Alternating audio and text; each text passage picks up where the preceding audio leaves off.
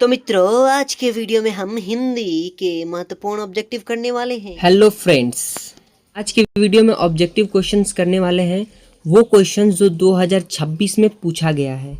तो चलिए देखते हैं 2026 में किस चैप्टर से कितना क्वेश्चन पूछा गया है। चैप्टर 1 बातचीत, जिसके लेखक हैं बालकृष्ण भट्ट। रेल का विकट खेल रचना के रचनाकार कौन है? तो बालकृष्ण भट्ट। यह क्वेश्चन 2026 में पूछा गया था और 2026 में चैप्टर 1 से एक ही ऑब्जेक्टिव पूछा गया था। चैप्टर 2 उसने कहा था, तो इसके लेखक कौन है? चंद्रधर शर्मा गुलेरी। उसने कहा था, चंद्रधर शर्मा गुलेरी इसके लेखक है। अगर आपको लेखक के नाम याद करने में कठिनाई हो रही है तो यहाँ पर आई बटन पर आपको वीडियो दिखाई देगा, उस पर क्लिक करके आप उस वीडियो को वॉच कर सकते हैं और अपने लेखक वाले ट्रिक को ठीक कर सकते हैं। तो उसने कहा था चैप्टर से चंद्रधर शर्मा गुलेरी की कहानी उसने कहा था कब प्रकाशित हुई थी? तो 1915 में। वजीरा सिंह किस कहानी का पात्र है? तो उसने कहा था। सिगड़ी शब्द का क्या अर्थ है? तो अगिठी होता है। तो चैप्टर 2 से 3 ऑब्जेक्टिव पूछे गए थे। चैप्टर 3 से एक ऑब्जेक्टिव पूछा गया है, जयप्रकाश नारायण को मैग्सेसे सम्मान किस वर्ष मिला था? तो 1965 ईस्वी में मिला था। चैप्टर 4 अर्धनारीश्वर शीर्षक पाठ साहित्य की कौन सी विधा है? तो यह एक प्रकार का निबंध है। चैप्टर 4 से भी एक ही ऑब्जेक्टिव पूछा गया है। रोज, जिसके लेखक है सच्चिदानंद हीरानंद वात्स्यायन यानी अज्ञेय। ठीक, इसका ट्रिक हमने बताया था। रोज हम बचपन में अजय देवगन की मूवी देखने जाते थे, तो अजय से अज्ञेय याद रखना है। रामधारी सिंह दिनकर किस विश्वविद्यालय में हिंदी के प्रोफेसर थे? तो बिहार विश्वविद्यालय में। एक लेख और एक पत्र, भगत सिंह, जिसके लेखक है भगत सिंह। घर छोड़ने के बाद भगत सिंह कानपुर में किसके पास आए? तो गणेश शंकर विद्यार्थी के पास गए थे। ओ सादा नीरा, जिसके लेखक है जगदीश चंद्र का जन्म स्थान कहाँ है? शाहजहाँपुर उत्तर प्रदेश में है। 9वां प्रगति और समाज, नामवर सिंह इनके लेखक है। नामवर सिंह किस पत्रिका के प्रधान संपादक थे? तो ऑप्शन नंबर आलोचना बी। अब चैप्टर नंबर 9 के बाद 10 से एक भी प्रश्न नहीं पूछा है। 10 चैप्टर से एक भी प्रश्न पूछा ही नहीं है। कमेंट में बताइए चैप्टर 10 क्या है, ठीक ना। तो पूछा है, निम्न में से किस कवि की कविता का हरण प्रगीत और समाज शीर्षक पठित में लेखन दिया गया है? तो शमशेर बहादुर सिंह। ओके। हंसते हुए मेरा अकेलापन, जिसके लेखक है मलयज। हंसते हुए मेरा अकेलापन शीर्षक की विधा क्या है? तो ये एक प्रकार की डायरी है। शिक्षा यानी जे कृष्ण मूर्ति किस शताब्दी के महान दार्शनिक थे? तो उत्तर होगा ऑप्शन नंबर बी, 20वीं शताब्दी। तो हमने अभी 13 चैप्टर पढ़ाया नहीं है, तो उसे भी मैं करवा दूंगा उसका ऑब्जेक्टिव, फिर उसके बाद आपका हिंदी कंप्लीट हो जाएगा।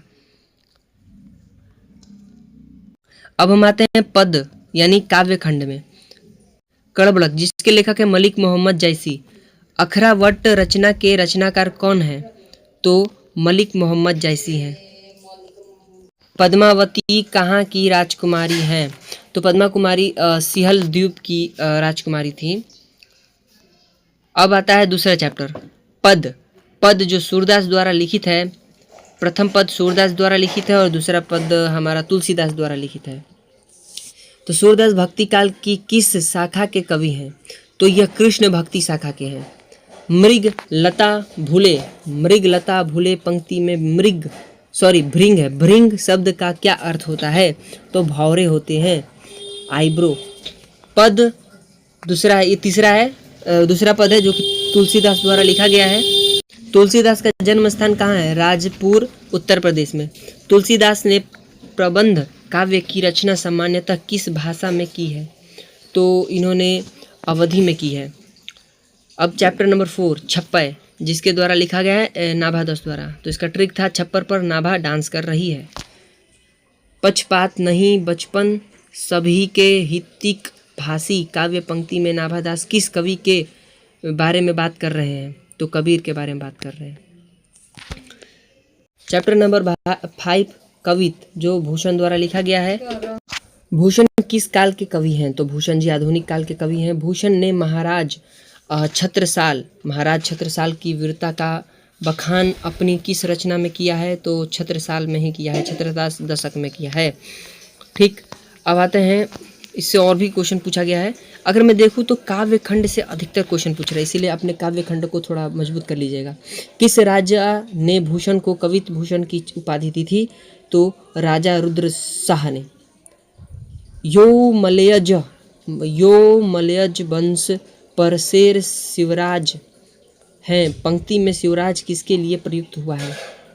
तो शिव जी के लिए। अब चैप्टर नंबर 6 हमारा है कामयानी महाकाव्य किस की नायिका कौन है? तो हमारी श्रद्धा जी है। कौन है? श्रद्धा जी। जयशंकर प्रसाद किस युग के प्रमुख कवि थे? तो जयशंकर प्रसाद छायावाद युग के प्रसिद्ध कवि थे। जयशंकर प्रसाद ने कहाँ तक शिक्षा ग्रहण की थी? तो इन्होंने 8वीं तक शिक्षा ग्रहण की है। पुत्र वियोग सुभद्रा कुमारी चौहान। ठीक, पुत्र वियोग शीर्षक कविता सुभद्रा कुमारी चौहान के किस काव्य संकलन से ली गई है? तो मुकुल से ली गई है। सुभद्रा कुमारी चौहान ने किस स्कूल से अपनी प्रारंभिक शिक्षा ग्रहण की है? तो क्राथवेट गर्ल्स स्कूल इलाहाबाद से। ठीक, उषा शीर्षक कविता में शमशेर बहादुर सिंह ने उषा का चित्रण किनके माध्यम से किया है? तो यहाँ पर एक बिंबो के द्वारा ही होगा। शमशेर बहादुर सिंह ने सोवियत रूस की यात्रा किस वर्ष की थी? तो 1978 में। जन जन का चेहरा एक गजानन माधव मुक्तिबोध द्वारा लिखित है। गजानन माधव मुक्तिबोध का जन्म स्थान कहाँ है? तो ग्वालियर मध्य प्रदेश में है। मुक्तिबोध रचनावली कितने खंडों में प्रकाशित है? तो 6 खंडों में प्रकाशित है। अधिनायक रघुवीर सहाय द्वारा लिखित है। अधिनायक पठित पाठ में हरचना किसका प्रतिनिधित्व करता है? तो आम आदमी का प्रतिनिधित्व करता है। रघुवीर सहाय किस सप्तक के कवि हैं? तो ये दूसरा सप्तक के कवि हैं। 11वां, प्यारे नन्हे बेटे को मछली चाहिए और मछली खाते कौन है? शुक्ला लोग यानी विनोद कुमार शुक्ल इनके लेखक होंगे। नौकर की कमीज के रचनाकार कौन है? तो विनोद कुमार शुक्ल जी हैं। प्यारे नन्हे बेटे को शीर्षक पठित पाठ में पिता लोहे के बारे में किससे पूछते हैं? तो अपनी बिटिया से पूछते हैं। हार जीत जिसके लेखक हैं अशोक वाजपेयी के माता पिता का नाम क्या है? तो निर्मला देवी एवं परमानंद वाजपेयी। दूसरा, हार जीत शीर्षक पठित पाठ में कौन विजय पर्व मनाने की तैयारी व्यक्त करते हैं? व्यस्त लिख दिया है। तो यहाँ करते हैं हमारे नागरिक करते हैं।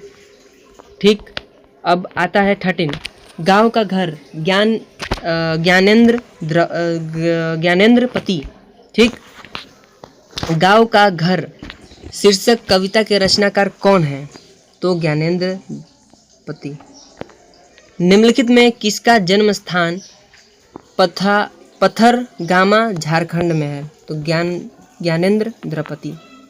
ओके, अब प्रतिपूर्ति वो होता है जैसे हमारे 10th क्लास में आपने जैसे देखा होगा, हमारे पास 10th क्लास में हमारे पास वर्णिका था। क्या था? वर्णिका था, जिसमें हमारे 5 ठो उसमें चैप्टर होते थे। तो वो अभी हमने ऑब्जेक्टिव नहीं करा, इसीलिए मैं उसका भी ऑब्जेक्टिव नहीं दिखाऊंगा। मैं जब उसे करा लूँगा तो ये इसका एक और टॉपिक बनाकर, एक और वीडियो बनाकर मैं अपलोड कर दूंगा प्रतिपूर्ति के रिलेटेड।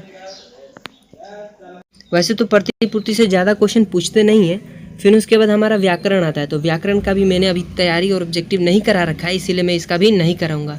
व्याकरण से भी दबा कर ऑब्जेक्टिव पूछते हैं, इसलिए व्याकरण को भी थोड़ा ले लेना अपने मुट्ठी में। ओके, तो इस वीडियो को यहीं समाप्त करते हैं। अगर आपको वीडियो पसंद आया तो वीडियो को लाइक और चैनल को सब्सक्राइब कर लीजिएगा। Bye bye.